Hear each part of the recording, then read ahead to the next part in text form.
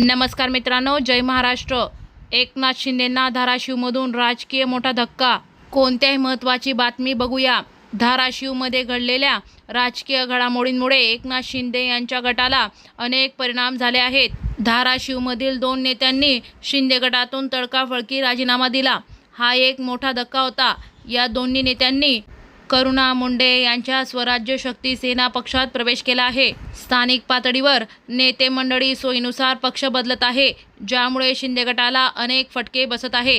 जळगावमधील माजी खासदार उन्मेष पाटील यांनी शिंदे गटात प्रवेश केला आणि त्यांना लगेचच मोठी जबाबदारी सोपवण्यात आली।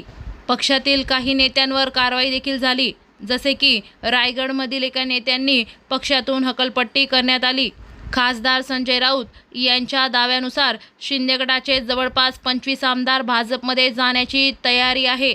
धाराशिवमधील 2 नेत्यांनी एकनाथ शिंदे यांच्या गटातून तडकाफडकी राजीनामा दिला, ज्यामुळे एकनाथ शिंदेंना मोठा धक्का बसला आहे।